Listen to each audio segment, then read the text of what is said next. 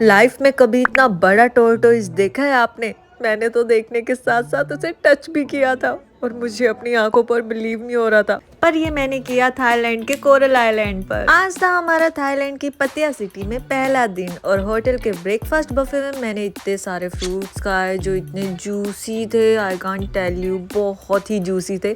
उसके बाद हमारी वैन आ चुकी थी हमें रिसीव करने के लिए, जो कि हमें लेकर जाने वाली थी कोरल आइलैंड पर, जो कि हमारे होटल से ज्यादा दूर नहीं था। मुझे तो घूमने की एक्साइटमेंट के चक्कर में रात भर नींद ही नहीं आई और इस इंसान को देख लो, इसको अभी भी उबासी आ रही थी।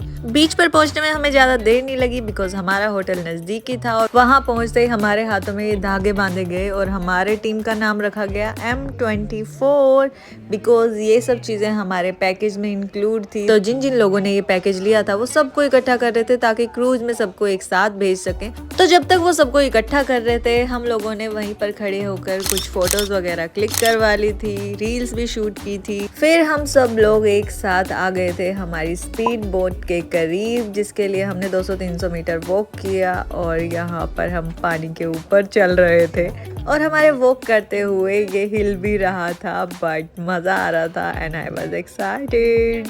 उसके बाद एक एक करके सब लोग स्पीड बोट में बैठे और स्पीड बोट में आगे की तरफ ओपन एरिया था बट बैक साइड पे यहाँ पर कवर्ड था। आगे की तरफ सिर्फ 4 लोग ही बैठ सकते थे तो हम लोग पीछे बैठ चुके थे और थोड़ी देर में हमारी स्पीड बोट रवाना हो गई थी हमारे फर्स्ट प्लेस के लिए। ये स्पीड बोट को नाम सही दिया हुआ है क्योंकि ये सच में बहुत स्पीड के साथ चलती है। आप देख सकते हो कि मेरे बाल कैसे हवा में उड़ रहे थे। इसके बाद इन लोगों ने हमें एक बड़ी सी नाव के ऊपर जाकर उतार दिया जहाँ पर मुझे इतने बड़े बड़े टॉर्टोइज देखने को मिले। मैंने पहली बार टॉर्टोइज को देखा था, वो भी इतने लार्ज, और मैंने उन्हें टच भी किया। सच में बहुत मजा आया। उसके बाद इन्होंने हमें यहाँ लगे बेंचेस के ऊपर बिठा दिया और ये लोग हमें सजेस्ट करने वाले थे कि आप कोई भी वाटर एक्टिविटीज लेना चाहते हो तो उसके बारे में पूरी तरह से एक्सप्लेन किया, चार्जेस वगैरह सब बताए।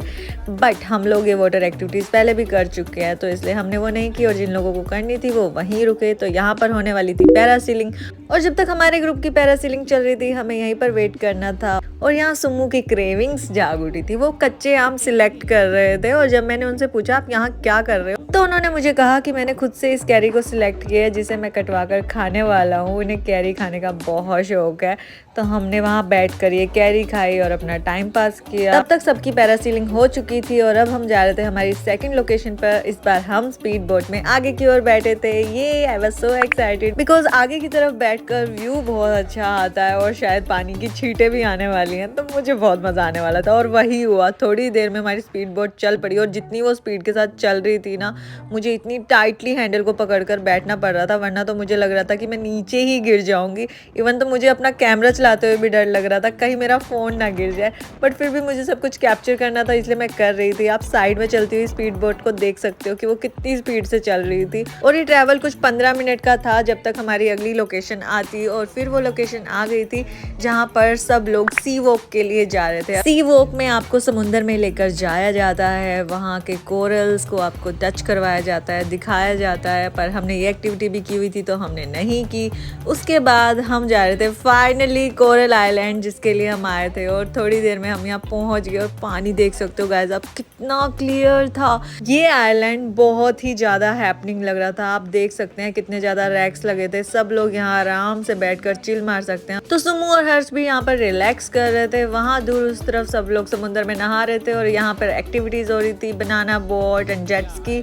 सुमू की फर्स्ट डे शॉपिंग शुरू हो चुकी थी तो यहाँ पर उन्होंने कुछ वॉलेट वगैरह लिया था और मैं तैयारी कर रही थी समुद्र के अंदर जाने की और मैं चली भी गई थी और लिटरली मैंने वहाँ 1.5-2 घंटा एंजॉय किया बट कुछ कैप्चर नहीं कर पाए बिकॉज फ़ोन को मुझे अंदर रखना पड़ा था लॉकर में और वहाँ से निकलने के बाद मुझे छींके चिड़ गई। मुझे लग रहा था कि मुझे जुकाम हो गया और सुमू फिर से फ्रूट्स ले आए थे जिसके अंदर था मैंगो, वाटरमेलन और ड्रैगन फ्रूट, बहुत ही ज़्यादा टेस्टी। कोरल आइलैंड पर अच्छा खासा एंजॉय करने के बाद हम चल दिए थे वापस से पताया सिटी की तरफ।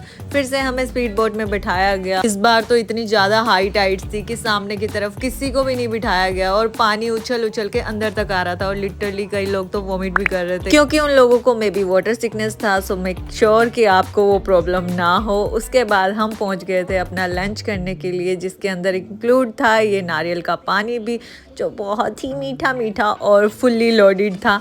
यहाँ पर बफे लगा हुआ था, प्रॉपर इंडियन स्टाइल का सारा फूड था। आप कुछ भी खा सकते थे, अपनी मर्जी का कुछ भी ले सकते थे। तो मैंने अपनी थाली फिल कर ली थी विद सब्जी, रायता, स्नैक्स और सैलेड। तो यहाँ हमने पेट भरकर अपना लंच किया और इसके बाद यहाँ पर स्वीट में हलवा भी था जो कि बहुत यम्मी था। इसके बाद हम लौट गए अपने होटल की तरफ बिकॉज कपड़े पूरे भीग गए थे। अब रात को हम जाएंगे पताया कि नाइट लाइफ देखने, उसके लिए वेट कीजिए मेरे अगले व्लॉग का।